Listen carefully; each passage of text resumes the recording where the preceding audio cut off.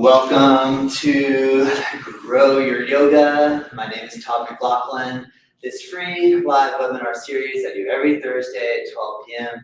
here at Native Yoga Center in Juno Beach. Today, how to jump through and jump back in Ashtanga Yoga. I'm going to cover the basics on absolute beginners. If you're brand new to Ashtanga and you're wondering, how do I jump forward, jump back? I'm going to give you pointers on how to do it safely and relatively easy. And then I'll build up some different techniques that you can employ to help learn and to encourage your jump through and jump back to improve. All right, so let's begin. You have your yoga mat set out. Obviously, the first thing I want to cover is the jump through and jump back if we just utilize a swivel the leg technique. So, and let's start with the jump back. So in primary series Ashtanga Yoga, we're going to be ending with the seated positions. And some days when I'm taking really good care of my back, like if I have some back pain, I do it real simple. And this is how I also teach brand new students that are just learning the Ashtanga primary series. So basically, you just bend your knees, swivel over to one side, come onto your hands and your knees. And one of the most basic ways to go about the up and down dog is inhale into cow pose, exhale into cat pose. And then you just come back, swivel your legs around, right back to seated. And this is one of the easiest ways to jump through and jump back. It requires very little pressure on the wrists, very little pressure on the shoulders. And I find that if someone is able to get up and down off the floor, if you're able to get up and down off the floor, this technique will probably be suitable. All right, so then the next stage of challenge, let's go through that a few more times. So you just swivel your legs around, you come onto your hands and knees. Now the next position is upward facing dog, so you can lower all the way down, touch your belly, touch your chest, you can lightly touch your chin. For up dog, you can either use cobra, or if you're comfortable in upward dog, you press all the way up. For down dog, you can always come into child's pose, and or you can always curl your toes and come into a downward facing dog. All right, and then if I'm in down dog and I'm coming back through, I can come down on my knees. I can come a little bit forward on my mat, you swivel your legs around, and you come right back to where you started in the seated position. Now, if you always swivel your legs to the left, then what I'll suggest is that every other time you swivel your legs to the right, just to build fluidity in the movement from the seated position with the swivel and through the vinyasa of the up and down dog. The idea then coming down, you can either come back through the swivel on the same side that you went back on. Now the other example is I'm going to swivel back on the right, I'm going to swivel forward on the left.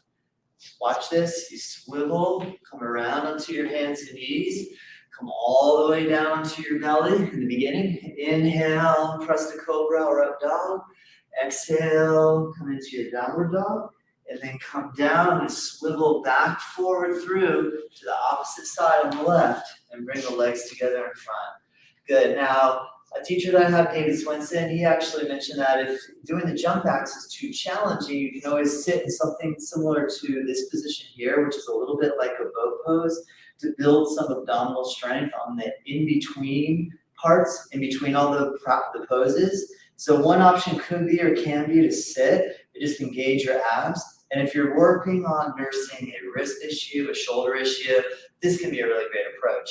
All right, and then just like I did earlier, I started on the right and came back to the left. You can go back on the left, move through your vinyasa. Here I'm going to choose to do the cow for the up dog, the cat for the down dog, and then I'm going to swivel back around to the right. So this way you just develop some working with asymmetry. You can work right and left. The next thing, the big part for the jump back for beginners is figuring out how do the knees feel when we come into a cross-leg position and start to lean the body weight forward and put a little pressure in this direction. If your knees feel fine doing this, if you have enough flexibility to actually sit cross legs and have your knees drop down, then this next jump through, jump back technique will probably or could be suitable for you. Okay, so what we're going to do here is I'm starting with my legs together. You lean back and cross your legs. I'm gonna grab my feet. I'm gonna tuck them in nice and close to the hips. I'm gonna rock. Now, one shin bone is on the bottom. So if it's comfortable, you can rock forward over that, have no pain in the knees, and be able to shift your energy from here to here. If so, you put your palms down, you uncross your legs, and you step back into the high push-up. You can lower down into your low push-up. You can press into your up dog and pull back into the downward dog. Now to jump through in reverse order in the same fashion, you first come down onto your knees and you cross your legs while you're on your hands and knees. And then you rock back over the cross leg and straighten both legs in front of you. Give it a try. Let's give it a shot here. So part of why I like to lean back and have you grab your feet is that if we don't pull the feet in, it's not really possible to get that energy forward. So if you pull the feet in and tuck them in close to your hips, now you can roll over. Now, if I am experiencing knee pain, I would be very careful with this because this is something that we're going to be doing over and over and over again. We really need to listen to our bodies and build and develop slowly from the ground up. So there's really no hurry. And my suggestion is just enjoy your practice and pay close attention and see how it feels. Again, I'm coming forward, I'm crossing my legs, I'm coming into a seated position and then flicking the legs forward in front. Okay, so I'm going to show you both methods again. The reason that I'll choose, or I'd like for you to choose, or give you the option to choose the swivel effect, is that if you try the cross leg approach, your feet land on the floor, and you go to come forward and you get stuck right here, like there's just no way. Then in the beginning, what we'll need to do is work on the swivel effect and come around onto our hands and knees to move through to the vinyasa. And actually, this reminds me a lot of like a class, there's a break dancing move where you do this, but basically you're just coming around, and then when you come back forward again, you're coming around and swiveling your legs in front. So just this exercise alone gets the heart rate up and starts putting a little pressure on the upper body, building the upper body strength. All right, so now, let me just show you again. You cross your legs, you pull in. If you need your hands, try to rock over. Land your hands on the floor, step or jump back, and lower your body down to the low push-up. Inhale, breathe into your upward dog. Exhale, breathe into your downward dog.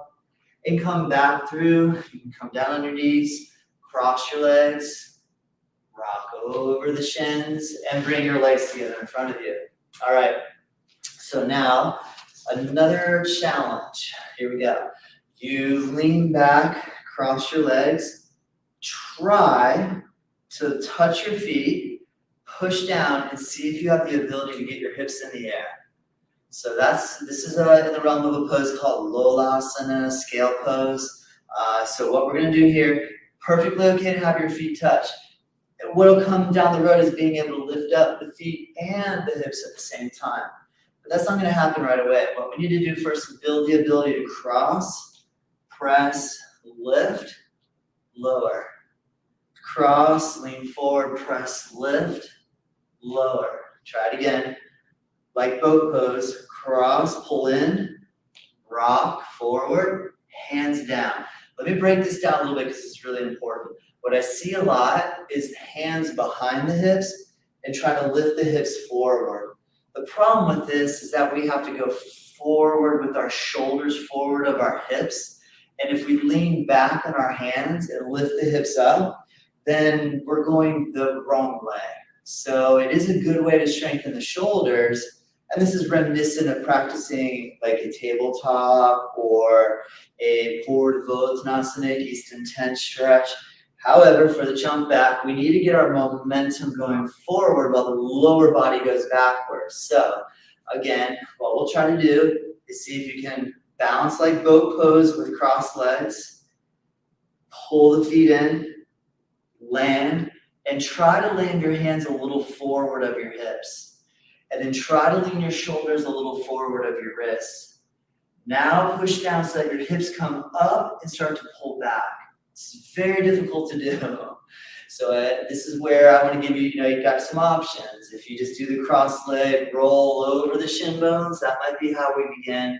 if the knees can handle that. Okay, so now to put this all together, the trick, I'm gonna actually give you a two-step part here. I'm gonna give you something to just slowly build up to trying to pull the legs through.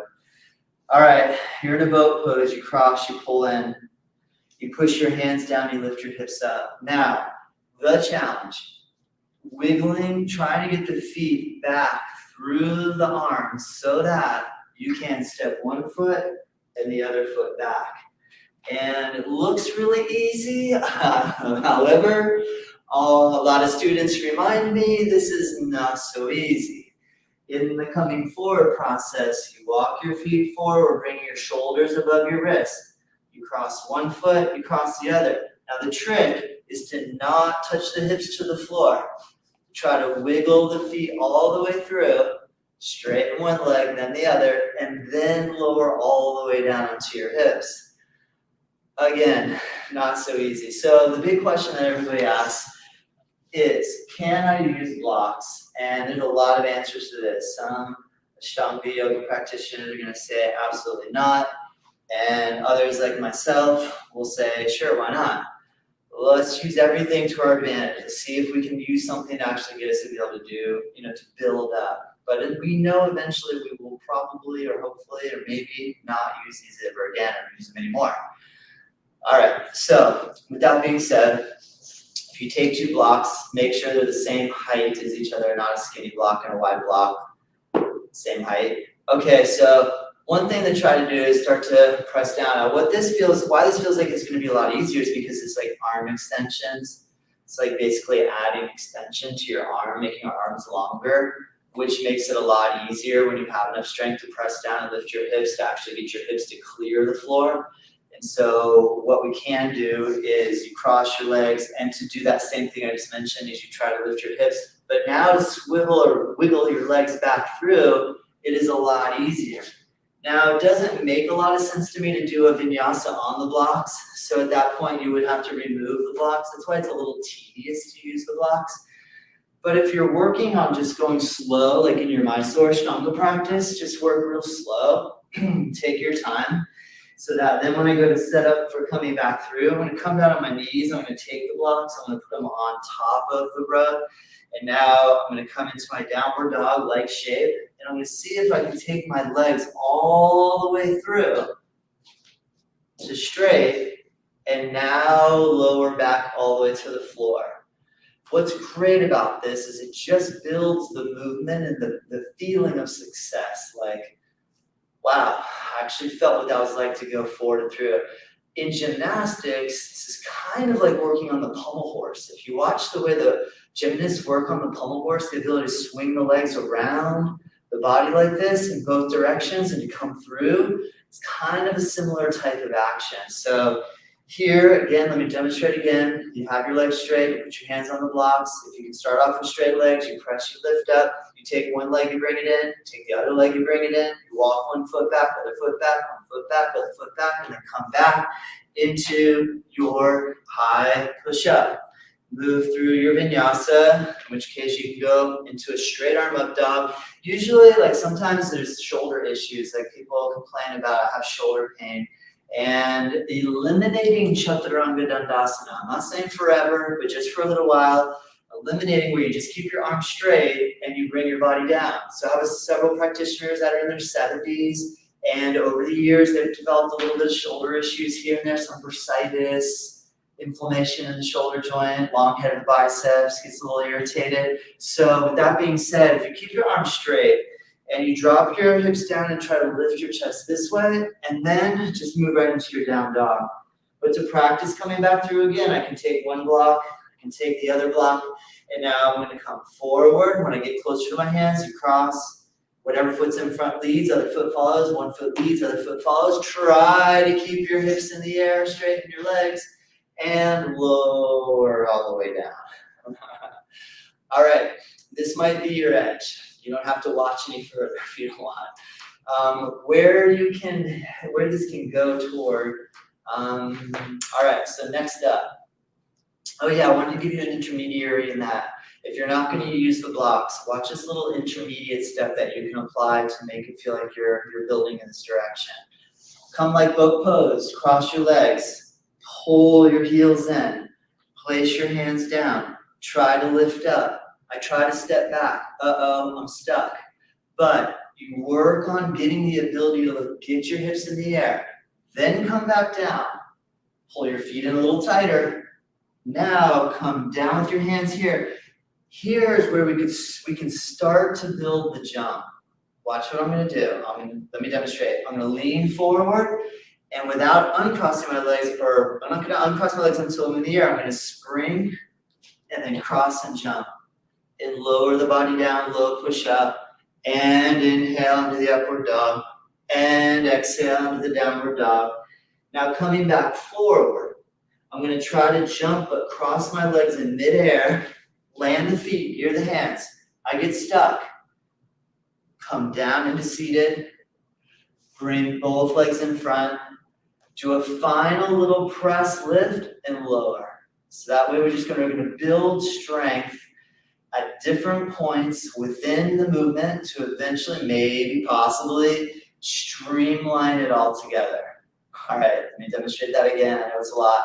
Cool thing about video, you can rewind, watch, watch. It's an amazing part of this technology. If you have any questions or comments, leave them in the notes below. I'll respond to you. All right, here we go. Let me show you again. I'm going to start off with straight legs. I'm going to try to press and get the body in the air. Next, I'm going to lower down. I'm going to cross my legs. Bring the feet in, lean forward, press, get the hips in the air. Come down, tuck it in so I can get over the ankles, roll over, and then from here, press and jump back. Work through your vinyasa, inhale, up dog. I modify my up dogs now, I don't go super deep in them, just to be careful with my back. Good, and then coming back through, we're gonna come forward, cross the legs near the hands. I get stuck, I lower down. Take the hands behind the hips, try to press with the hips up, lower down. Take the legs in front, lean forward, press, lower down. This way you're doing multiple presses and boom, right away you start sweating. Right away your upper body's getting this incredible workout. Not even needing any weights or pull-up bars or anything like that. Just the floor, your body, gravity, mobility, flexibility, all joined in. All right, cool. So now, next what I'm gonna do, I'm going to take my legs back without lifting my hands. One of the big things that everyone does is, let me demonstrate this coming from the, I'll start from here. So we cross the legs, we try to lift the hips, we come back, we get stuck. We don't want to lower our hips, so we start coming up on our thumbs and jumping back with our thumbs on the ground. I personally think it's a bad habit that's so hard to break once you get used to it. I would recommend just avoid the thumb lift altogether. I know you might say, yeah, but you just said we could use blocks. At least that when you're doing blocks, you're on the palm surfaces on the block. It's just over a long period of time. I have friends that have been practicing the Bikram yoga lineage. I used to practice in Bikram yoga, and there's a lot of poses that actually do finger stands. Long term, I question how good that is for our hands, but I'll leave it up to you. All right, so from here, we are, where was I got stuck? I think I got stuck. All right, so I'm getting ready to go back and I got stuck.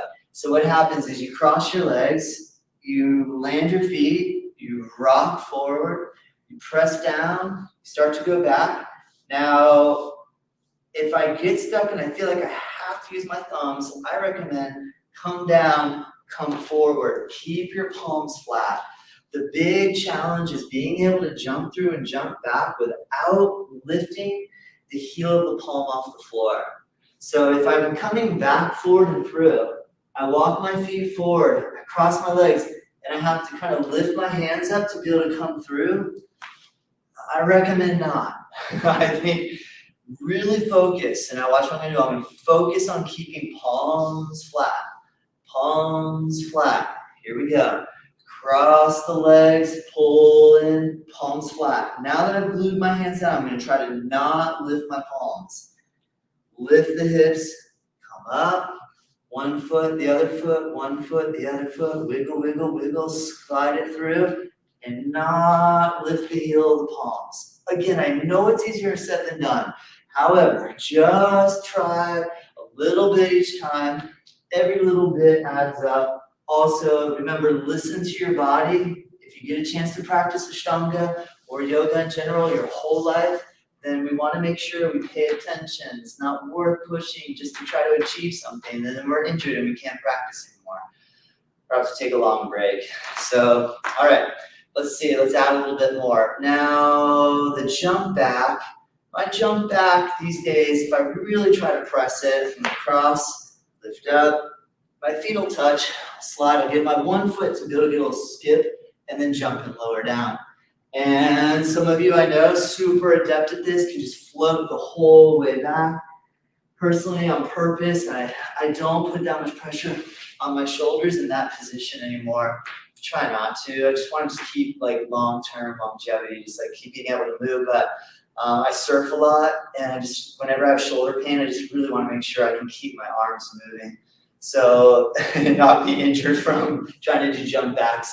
All right, so however, let me show it again. I'm going to cross, I'm going to try to lift feet and hips at the same time. I'm going to slide through, do a little touch, jump, and lower down. Now, the jumping forward is quite fun, especially when we're learning handstanding, because what we can start to do is actually jump from down dog up into the half handstand position. So the idea is to try to get the hips as high above the shoulders as possible, so that then when we come through, we'll slowly control the landing to come back through. Now, if at that point I lost you because you're like, I don't do handstands, and I'm not in that realm yet, one thing you can do, you have to make sure when you use a chair, this chair isn't going to slide around. And I have something that's lifted up, so you could use the steps on your stairs or anything that's lifted like that. Just make sure it's stable. What I'm going to do is I'm going to put my hands on the floor. I'm going to put one foot on the chair. I'm going to make sure I don't push the chair over. And basically, you just start to build your ability to align your hips above your hands, above your shoulders.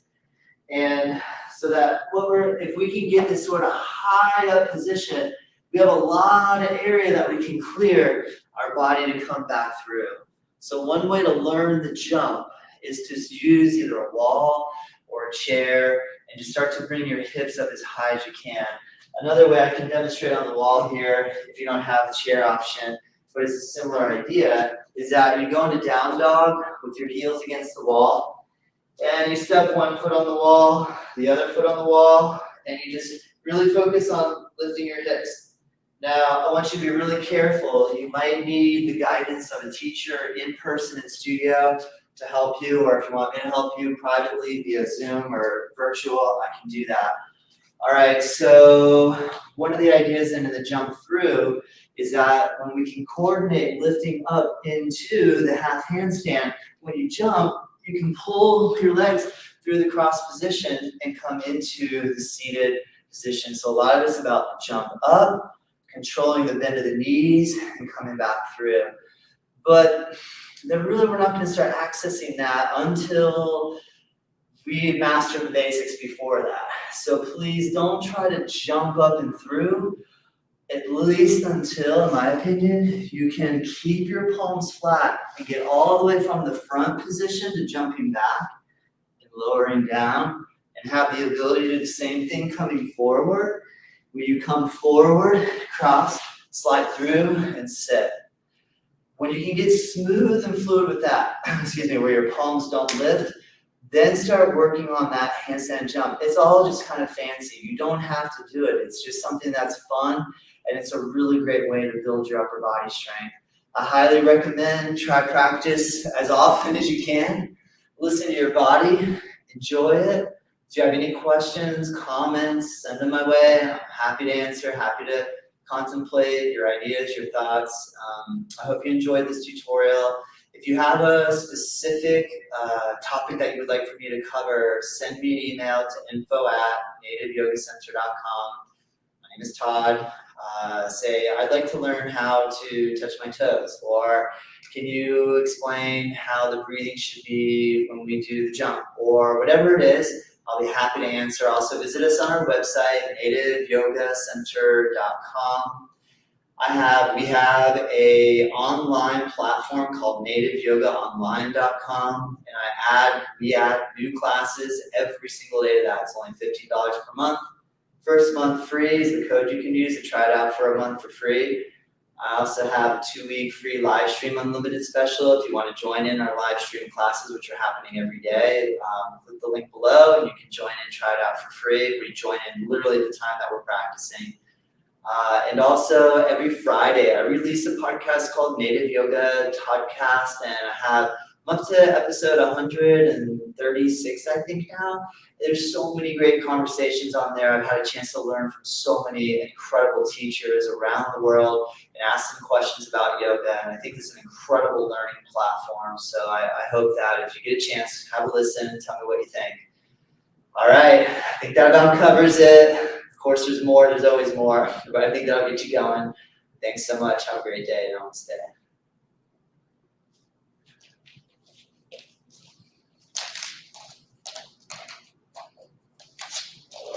And we'll see if I have any comments in the live stream section. All right, thanks so much, everybody. I appreciate you watching. Can't wait to see you next Thursday. Take care.